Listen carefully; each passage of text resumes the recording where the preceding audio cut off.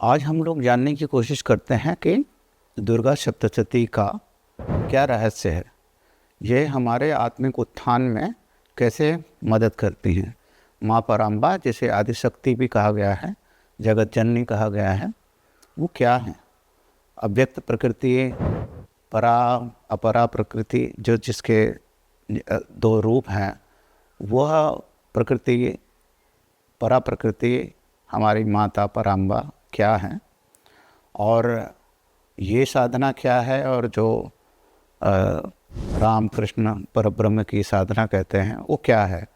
इसको हम समझते हैं कि मार्कंडेय ऋषि ने अनुष्टुप छंद में 700 श्लोकों का संग्रह किया, तो इसलिए 700 श्लोक ने सप्तशती ये कहा गया है। और इसमें इसके आदि में कवच, कीलक, अर्गला, ये 3 स्रोत हैं। तो कवच में दुर्गा के अनेक रूपों ने हमारे शरीर में जितने द्वार हैं उनके उसे दुर्ग बता करके उसे दुर्गा कहा गया है, जो हमारे कवच रूप में हमारे शरीर हर सारे अंगों की रक्षा करती है। हाँ, तो जैसे उसने प्रथमम शैलपुत्री च, द्वितीयम ब्रह्मचारिणी, तृतीयम चंद्रघंटेति, कूष्मांडेति, चतुर्थकम, ऐसे सब जो है, नखांशूलेश्वरी, रक्षोत्कुचौ रक्षित कुलेश्वरी, इस तरह से सब, उदर हृदय ललिता देवी, उदरे शूलधारिणी, नाभोज कामिनी, रक्षित गुह्यम गुहेश्वरी, तथा पूतना कामिका में ड्रुंगुदे महेश वाहिनी। तो शरीर के हर अंग में कोई न कोई देवी का रूप जो है उसको रक्षित करता है, उसको सुरक्षा देता है।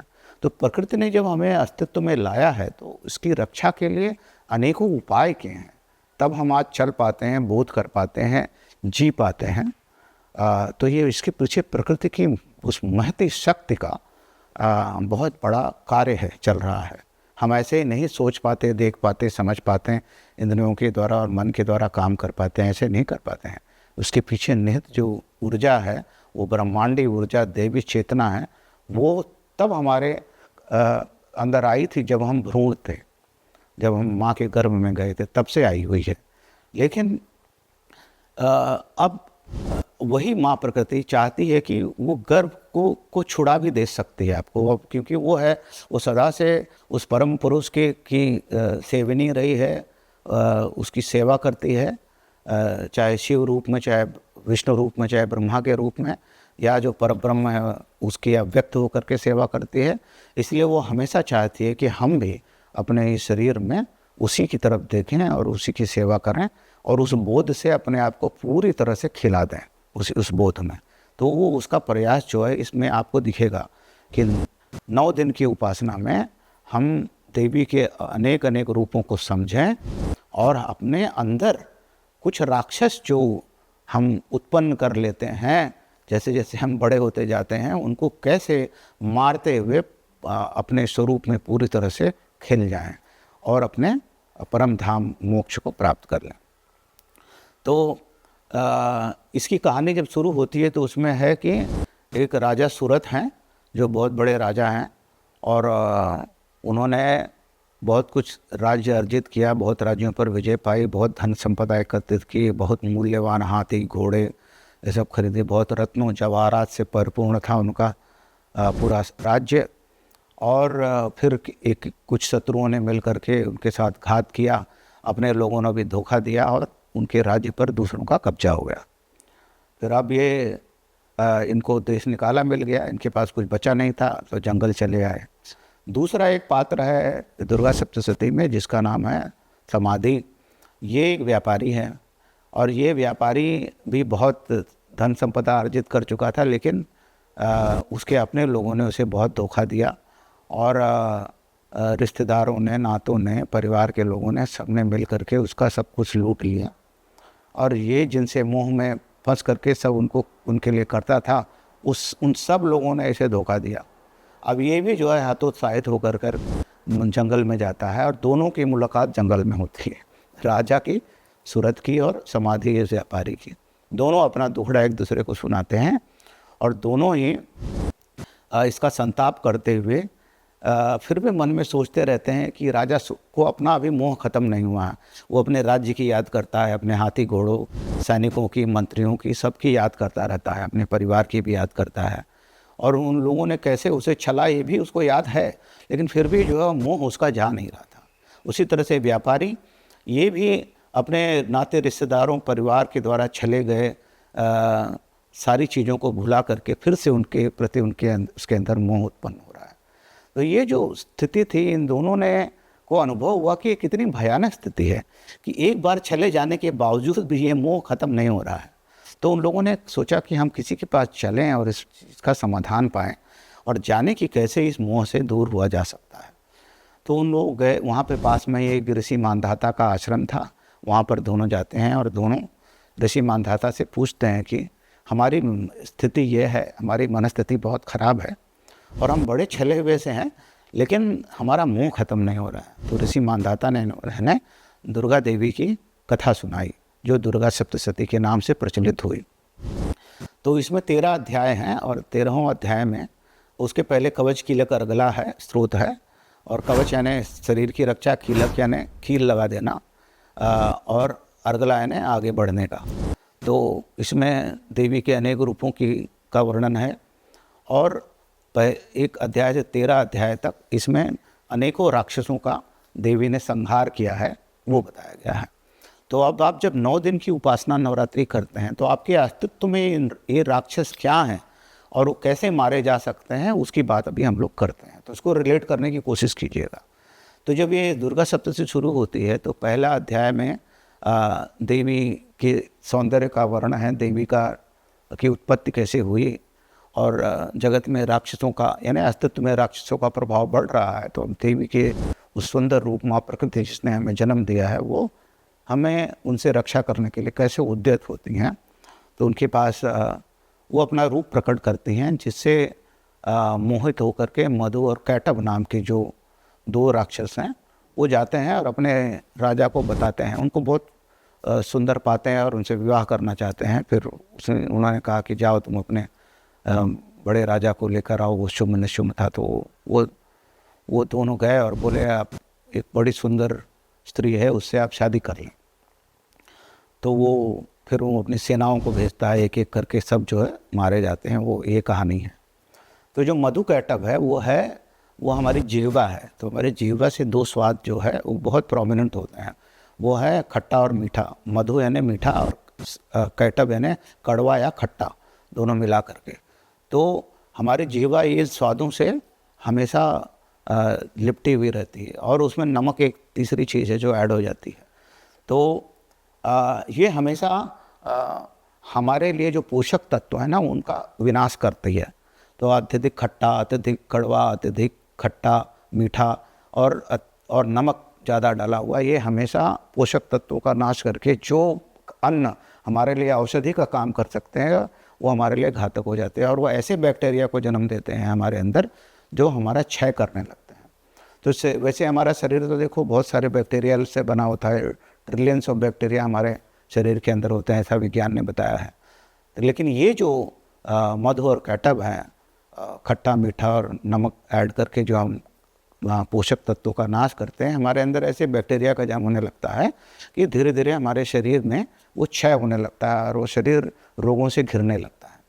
तो अस्तित्व की उपासना में पहले चीज़ जो पराम्बा करती हैं वो ये कि मधु और कैटभ इन 2 राक्षसों का विनाश करती हैं। तो जो 2 प्रवृत्तियां हैं जो हर चीज़ में ये सब चीज़ें मिलाते हैं, ये मतलब ये कालांतर में हम ये अपनी प्रवृत्ति अर्जित कर लेते हैं। लोगों को देख के करते हैं, हमारे परिवार के लोग हैं, हमें वो खिलाने पिलाने लगते हैं तो हम उनकी आदत हो जाती है हमें।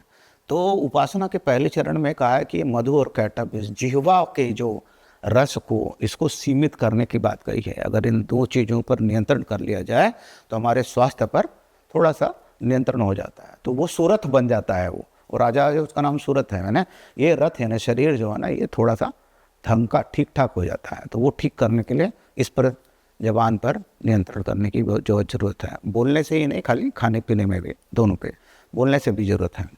उसके बाद जो तीसरा राक्षस है, मधु और कैटभ 2 राक्षस थे। तो तीसरा जो है वो महिषासुर है। महिषासुर जो था ये रंभा नाम के एक असुर और महिषी नाम की एक राक्षसी का पुत्र था। तो आधा भैंसा और आधा मनुष्य, ऐसा कहा गया है। तो ये हमारी जो प्रवृत्ति होती है वो महिष यानी ईगो, या अहंकार होता है। सोचो इसमें एक अहंकार होता है और एक दूसरा जो वो अपने आप को अच्छा भी बताता है। तो एक घमंड है और एक सज्जन, ये दोनों का जो मिश्रण है वो महिषासुर है। तो अहंकार अपने बारे में धारणा बनाता है। तो मन, बुद्धि, चित्त और अहंकार, मन और बुद्धि और चित्त, मन सोचता है, बुद्धि निर्णय लेती है, चित्त में वो सारी जो निर्णय लिए हुए अनुभव हैं वो संरक्षित रहते हैं। उसके अनुसार जो है जीवात्मा अपने बारे में धारणा बनाता है और दूसरों के बारे में भी धारणा बनाता है, वही अहंकार है।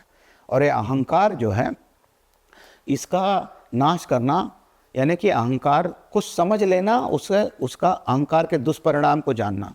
अगर अहंकार के दुष्परिणाम को हम जान लेते हैं तो अहंकार अपने आप उसका ख़त्म होने लगता है। तो ये बात थी। तो महिषासुर को समझ करके, वो अहंकार को समझ करके हम उससे निवृत्ति पा लेते हैं महिषासुर से। उसके बाद जो है चौथा राक्षस आता है। चौथा राक्षस है धूम्र विलोचन। धूम्र विलोचन ये है हमारी आँखों, विलोचन माने आँख ना, अच्छी आँख जो होती है, अच्छी आँख के सामने अगर कोई फॉग आ जाए तो वो फॉग जो है वो, उससे आपको चीज़ें स्पष्ट दिखाई नहीं देती हैं। जब चीज़ें स्पष्ट नहीं दिखाई देती हैं तो वो धूम्र विलोचन राक्षस अब आ गया है। तो ये एक्चुअली है इल्यूज़न, कि इल्यूज़न में, माया में चीज़ें जो साफ साफ समझ में आनी चाहिए वो समझ में नहीं आती हैं। माया बड़ी दुष्कर है। तो गीता में भी कहा गया है ना कि माया मेताम तरंतते मम माया दुरत्यया। मेरी माया, मेरी कृपा से लोग माया से पार पाते हैं, लेकिन मेरी माया बहुत मुश्किल है इसको पार करना। तो इसमें ये इस राक्षस की बात की गई है धूम्र विलोचन की, कि जब हम इसको समझ जाते हैं, आँखों के सामने से वो पर्दा हटने लगता है, तब हम अपने अस्तित्व की ओर बढ़ने लगते हैं कि अब वो माया का पर्दा हटने लगता है। उसके बाद जो राक्षस सामने आता है वो भी एक जोड़ी में आता है। पहला जोड़ी में था, फिर एक महिषासुर आया, फिर धूम्र विलोचन आया, फिर एक जोड़ी में आता है, उसका नाम है चंड और मुंड। तो मुंड माने सर होता है ना, तो और चंड माने होता है जिद्दी। तो जो जिद्दी सर है, सर से मतलब था मस्तिष्क से। तो मस्तिष्क में हमारे 3 तंत्र होते हैं, प्रमस्तिष्क है, लघु मस्तिष्क है और जो हमारा स्वायत्त तंत्र है, तो जिसको central nervous system, autonomous nervous system और पैरासिम्पैथेटिक नर्वस सिस्टम ये सब कहते हैं। तो वो सब जो संहिता हमारी है ना, वो बड़ी कॉम्प्लेक्स संहिता है। इसके अंदर बड़े जाल बुने हुए हैं, बहुत जटिल सिस्टम है ये। इसको समझना और उसको सुलझा देना, ये तो जैसे कहते हैं गणेश जी की उपासना करते हैं, बुद्धि की देवता हैं, तो इसको खोज लेते हैं, वो भी माँ पार्वती के ही पुत्र हैं। तो ये जटिलता को समझ करके इसके दोषों को दूर करना, इसकी जो जिद है, जिसमें अकड़न है, जकड़न जो आ गई है ना, वो है चंड मुंड का विनाश होना। तो ये है इस लेवल का राक्षस। जब इसका खात्मा हो जाता है तो आखिरी जो राक्षस है वो भी जोड़ी में है, वो शुंभ और निशुंभ है, जो इन सब का राजा था, वो आखिर में बचा रहता है। वो राजा कौन सा है? वो शुभ और अशुभ दोनों के प्रति हमारी जो धारणा है, तो ये शुभ है या अशुभ है, ये मेरे लिए भाग्यशाली है, ये मेरे लिए भाग्यशाली नहीं है, ये अच्छा है, ये बुरा है, ये धार्मिक है या ये अधार्मिक है। तो हमारी मान्यताएं हैं, मैं ही सही हूँ और मेरा ही धर्म सही है, मेरी परिपाटी सही है, मेरा पंथ संप्रदाय सही है, दूसरों का नहीं सही है।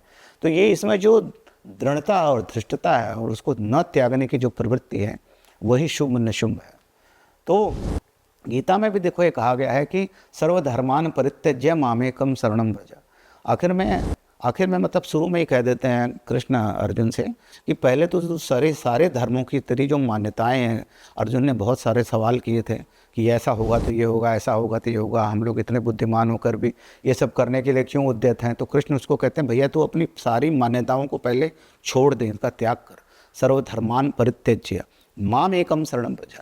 तो माँ में क्या है ना, मैं आपके तुम्हारे हृदय के अंदर ही हूँ, मेरी शरण में आ जा, अपने अस्तित्व की शरण में जा, पहले अस्तित्व को जान, तब बाकी चीज़ तेरे समझ में आएगी। उसी तरह से दुर्गा सप्तशती में पराम्बा शुंभ और निशुंभ को हटाती हैं, यानी उन मान्यताओं का नाश कर देती हैं। और जिसमें आप ये कुछ मान बैठे हो कि यही सच है, यही सच है, ये मेरा है, ये मेरा नहीं है, और उन्हीं में प्रीति आपकी लगी रहती है। जब आप उन मान्यताओं से ऊपर उठते हो तब आपको असल बात समझ में आने लगती है, माया का पर्दा हटने लगता है और उसके पीछे जो पराशक्ति है उसका दर्शन होने लगता है आपको। तो शुंभ और निशुंभ के संहार के लिए देवी बाकी देवियों को भी, चंडिका देवी उसका आखिर में संहार करती हैं। चंडिका को बताया गया है कि जो महालक्ष्मी, महासरस्वती और महाकाली हैं, ये तीनों उन्हीं की तीन प्रशक्तियाँ हैं, और वो तीनों मिल करके ये शुंभ और निशुंभ का वध करती हैं। तो और वो पराशक्ति के रूप में, और दुर्गा सप्तशती में चंडिका को वो अंतिम सत्य बताया गया है, यानी कि वो अंतिम सत्य की छाया है, प्रकृति है, माँ है, लेकिन वो अंतिम सत्य बताया गया है, वो परब्रह्म स्वरूपिणी बताया गया है। तो और वो जैसे उस सत्य की तीन प्रशक्तियाँ ब्रह्मा विष्णु महेश हैं, ऐसे उसी सत्य की का दूसरा प्रतिरूप बताया गया है कि ये तीन प्रशक्तियाँ हैं, महालक्ष्मी, महासरस्वती और महाकाली। और इसीलिए कुछ जो कवच कीलक अर्गला है, एक विष्णु ऋषि का छंद बताया गया, विष्णु ऋषि के लिए उपासना है, दूसरा ब्रह्म ऋषि के लिए, और तीसरा शिव ऋषि के लिए है कवच कीलक अर्गला। और उसके अनुसार जो है जो 13 अध्याय है उसमें भी इसी तरह से वर्णन किया गया है। तो ऋषि मानधाता इन दोनों को, राजा सूरत को और समाधि को, व्यापारी जो था, को कहते हैं कि तुम देवी महात्म्य को समझो और ये उपासना करो। तो वो लोग कहा है 9 दिन का व्रत करते हैं, और या फिर वो 9 सोपान है जिस पर वो करते हैं, जो भी इसका अर्थ रहा हो। तो ये 9 स्टेजेस से गुजरते हुए उन्होंने आखिर में अपने अंदर के सारे राक्षसों का हनन किया, और फिर देवी प्रकट होती हैं, और देवी का सब, जैसे उसमें दुर्गा सप्तमी में आखिर में सब देवी का गुणगान करते हैं, उसी तरह से ये मन जो है देवी का गुणगान करने लगता है। तो देवी प्रसन्न होकर कहती हैं उन दोनों से कि मांगो, क्या चाहिए तुम्हें। तो जो राजा सूरत है, अब हमारे अंदर 2 प्रवृत्तियाँ होती हैं, एक जो है वो फिर लौट के चली जाती है संसार में, और दूसरी है जो यहाँ से निवृत्ति प्राप्त कर लेती है। तो जो सूरत था उसने अपना राज्य वापस मांग लिया। सूरत यानी वो था, मतलब उसको फिर से और करने की प्रवृत्ति थी, तो चला गया संसार में। और जो व्यापारी था, समाधि था, सम में अधिष्ठित, यानी जो जिसका मन केंद्रित हो गया है, अस्तित्व का आभास जिसे पूरी तरह हो गया है, उसने कहा कि मैं अब लौट कर नहीं जाऊंगा, अब आप मुझे अपनी अविरल भक्ति प्रदान करें, और जब तक मैं जीवित हूँ मैं आपके गुणों का गान करता रहूँगा घूम घूम करके। तो ये समाधि ने कहा। तो यहाँ पर ये इसकी कहानी खत्म होती है। अब यहाँ पर 9 रात्रि में 9 दिनों के उपवास की बात की गई है। कुछ लोग निर्जला उपवास करते हैं, कुछ लोग अन्न नहीं लेते हैं लेकिन पानी पीते हैं। मेरे पिताजी अन्न नहीं लेते थे। मेरे एक मित्र हैं जो अमेरिका में हैं, जो पानी भी नहीं पीते हैं, उनका नाम डॉक्टर प्रसून मिश्रा है। मैंने उनके साथ इस विषय पर चर्चा की थी सैन फ्रांसिस्को में, और उनसे जो डिस्कशन हुआ था उसके कुछ चीज़ों को मैंने रेफ़र किया हुआ है यहाँ पर। बड़े अकम्प्लिश्ड व्यक्ति हैं, और मैं उनको देख करके आश्चर्य करता हूँ कि 9 दिन तक वो पानी भी नहीं पीते हैं। मैंने उनसे पूछा कि ये पानी पिए बिना 9 दिन कैसे कोई रह सकता है। तो उन्होंने बताया कि जब हम पानी नहीं पीते हैं तो हमारे अंदर जो फैट मेटाबॉलिज्म है, फिर वो फैट बर्न होने, खाना भी नहीं खाते हैं, पानी भी नहीं पीते हैं, तो खाना नहीं खाते हैं तो फैट बर्न होने लगती है। तो जो फैट बर्निंग से हाइड्रोजन उत्पन्न होती है, और सांस तो हम लेते ही रहते हैं, तो सांस में ऑक्सीजन जाती है, तो जितनी ज़रूरत भर का पानी होता है वो हाइड्रोजन और ऑक्सीजन वो आप शरीर के अंदर मिल करके पैदा कर लेती हैं, तो हम उससे सस्टेन कर जाते हैं, जीवित रह जाते हैं। ये उत्तर उन्होंने मुझे दिया था, बड़ा दिलचस्प उत्तर है। अब इसकी वैज्ञानिकता क्या है वो जाने, वैज्ञानिक हैं वो, बड़े ज्ञानी हैं, तो मैं मानता हूँ कि ये सच होगा। तो लेकिन मैं ये कहूँगा कि इस तरह की कठोर तप जो हैं आप न करें। जो योगी हैं, जो किसी मास्टर के, सदगुरु के अंतर्गत ये सब अभ्यास कर चुके हैं, वो लोग के लिए ठीक है। सभी के लिए ये शायद बहुत दुष्कर चीज़ होगी, बड़ी तपस्या की ज़रूरत होती है। तो ऐसा करके आप अपने अस्तित्व का पूरा बोध लेकर के आप अपने अंदर के मल आवरण विक्षेप को हटा देते हैं, जिससे आपका स्वरूप आपके सामने प्रत्यक्ष हो जाता है।